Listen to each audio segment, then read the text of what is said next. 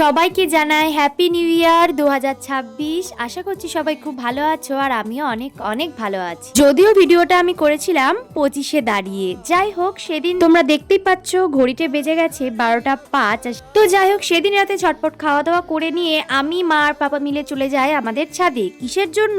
এই সুন্দর সুন্দর বাজির আওয়াজ শোনার জন্য আর দেখার জন্য। তো আমরা তো সেদিন ছাদে চলে গেছিলাম সবাই মিলে চারিদিকের এই সুন্দর পরিবেশটাই আনন্দের মুহূর্তটাকে দেখার জন্য। তো তোমাদের সঙ্গেও শেয়ার করছি।